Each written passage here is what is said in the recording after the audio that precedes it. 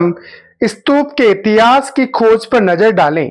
तो 1796 के अंदर एक वाकया होता है अमरावती के अंदर। वहां का एक स्थानीय राजा जो मंदिर बनवाना चाहता था, उसको स्तूप के अवशेष मिले और स्तूप के अवशेषों का जो पत्थर थे, उन पत्थरों को मंदिर बनवाने के लिए यूज किया गया। उन्हें ऐसा लगा कि इस छोटी सी पहाड़ी में संभवतः कोई खजाना छुपा होगा और उस राजा ने उस पहाड़ी को, उस माउंट को, उस स्तूप का खुदाई करवाकर उसको विध्वंस करवा दिया गया। कुछ वर्षों बाद कॉलिन मैकेंजी नामक एक अंग्रेज अधिकारी इस इलाके से गुजरे। इन 1854 में गुंटूर, जो आंध्र प्रदेश के कमिश्नर थे, अमरावती की यात्रा करते हैं। उन्होंने कई मूर्तियां और पत्थर के जो बने हुए उत्कीर्ण डिजाइन थी, उनको पहले से जमा करके, और मद्रास मद्रास उस समय का चेन्नई, ठीक है, यानी आज का चेन्नई भी बोल सकते हैं हम लोग, उसमें वहां पर एलियट संगमरमर के नाम से जमा कर रहा था। तो वह व्यक्ति अमरावती पहुंचता है और अमरावती के अंदर हालांकि सारे के सारे तोरण द्वार, ओल्ड डायरेक्शन के तोरण द्वार विध्वंस हो चुके थे। वहां के लोकल लोग उन पत्थरों का उपयोग घर बनाने में, मंदिर बनाने में और भी चीजें बनाने में यूज कर चुके थे, पर पश्चिमी तोरण द्वार को भी विध्वंस करने ही वाले थे कि वहां पर कॉलिन मैकेंजी पहुंच गए 1854 के अंदर, और उन्होंने इस पश्चिमी तोरण द्वार को बचा लिया,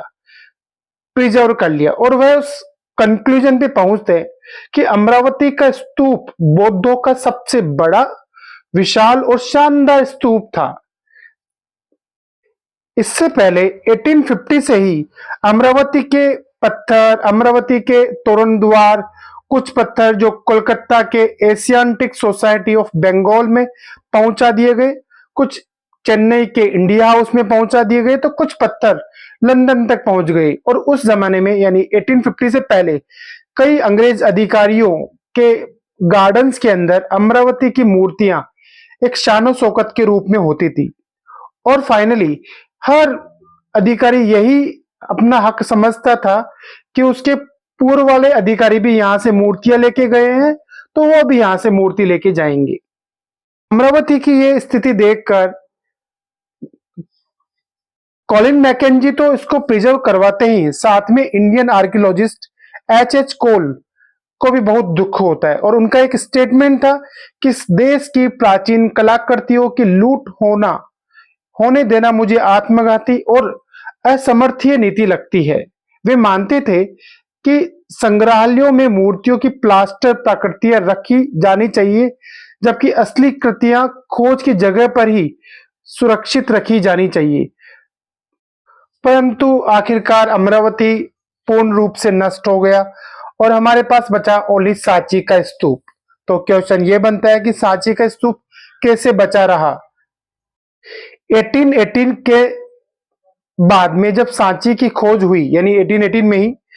इसके 3 तोरण द्वार तब तक सही थे, चौथा वही गिरा हुआ था, और टीला भी अच्छी हालात में था, यानी उसका माउंट, उसका अंडा सांची का स्तूप का। तब भी यह सुझाव आया कि तोरण द्वारों को पेरिस या लंदन भेज दिया जाए, क्योंकि फ्रेंच और ब्रिटिश ऑफिस बहुत कोशिश कर चुके थे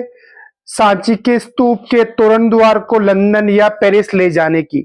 पर वहां के लोकल, भोपाल के लोकल राजा शाहजहां बेगम और उसके उत्तराधिकारी सुल्तान बेगम इस प्राचीन स्थल के रखरखाव के लिए अनुदान दिया, और उन्होंने जॉन मार्शल और बाकी के लोगों के एडवाइस पर यह डिसीजन लिया कि क्यों न